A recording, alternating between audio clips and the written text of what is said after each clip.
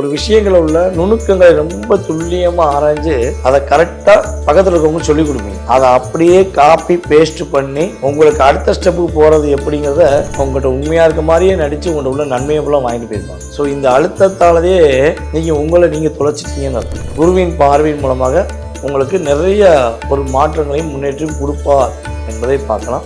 So உங்களுடைய ராசிக்கு 11ஆம் இடத்துல சூரியன் உங்கள்கிட்டயே வாங்கிட்டு உங்களையே தப்பாக பேசுவாங்க. மற்றவங்களை பற்றி உங்கள்கிட்ட ஏதாவது சொல்லுவாங்க, சொல்லி உங்களை பற்றி ஏதாவது உங்களை ஒரு சின்ன கருத்துக்கள் சொல்லி லாக் பண்ண பார்ப்பாங்க. ஸோ நீங்கள் என்ன பண்ணுவீங்க? கட்டுமானத்தின் வலிமை, கட்டிடங்களின் பாதுகாப்பு, ஸ்ரீ துர்கா டிஎம்டி கம்பிகள்.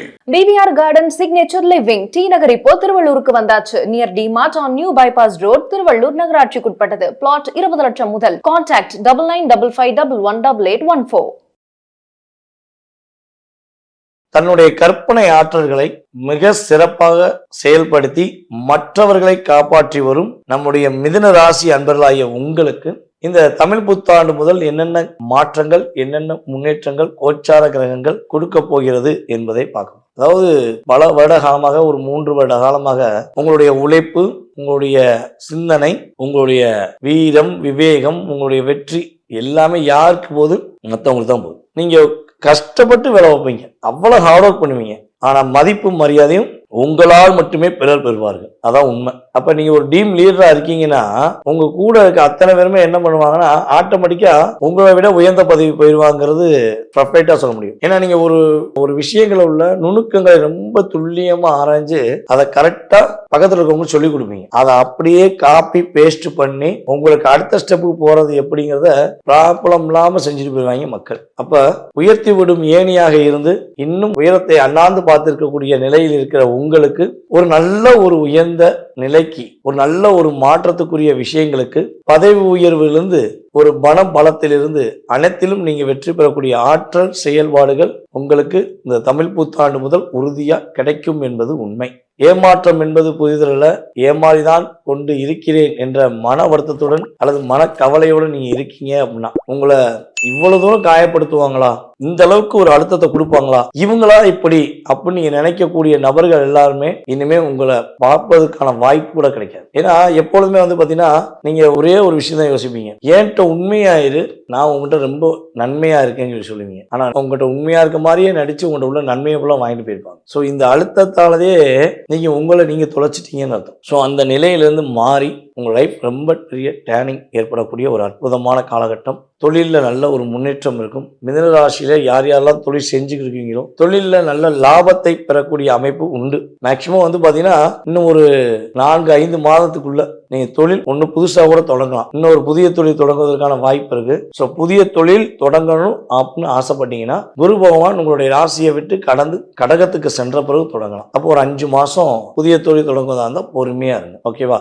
ஸோ அதுல கொஞ்சம் நிதானம். அதுக்கடுத்து பாத்தீங்கன்னா பொதுவாகவே உங்களுடைய ராசிக்கு 3ஆம் இடத்துல கேது, உங்களுடைய ராசிக்கு 9ஆம் இடத்துல குரு. அப்ப அப்பாவுக்கு ஒரு மிகப்பெரிய முன்னேற்றத்தை கொடுக்கக்கூடிய காலமாக இந்த தமிழ் புத்தாண்டு ஆரம்பம் முதல் சிறப்படைய போகுது. உங்க அப்பாவுக்கும் ஒரு நல்ல முன்னேற்றம், உங்க அப்பாவால உங்களுக்கு முன்னேற்றம், அப்பா வழி உறவுகள் மூலமாக முன்னேற்றம், வெளிநாடு பயணங்கள் மூலமாக முன்னேற்றம். ஸோ அத்தனையுமே உங்க லைஃப்ல சூப்பராக இருக்கும். ராகு பகவான் குருவின் பார்வையின் மூலமாக உங்களுக்கு நிறைய ஒரு மாற்றங்களையும் முன்னேற்றம் கொடுப்பார் என்பதை பார்க்கலாம்.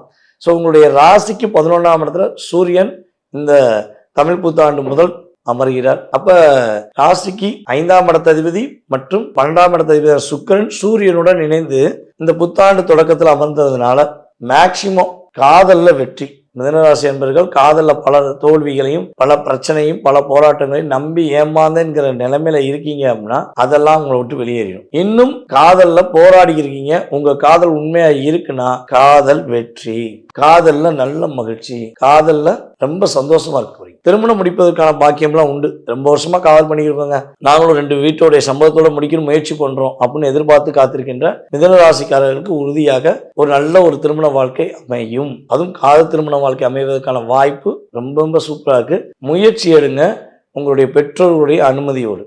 சரியா?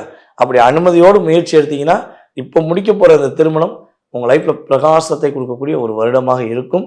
நீங்க கவனமா இருக்க வேண்டிய விஷயம் அப்படின்னு பார்த்தீங்கன்னா கிட்டத்தட்ட ஒரு 7 மாத காலத்துக்கு எந்த ஒரு விஷயத்தையும் வெளிப்படையா சொல்வதை நிப்பாட்டுங்க.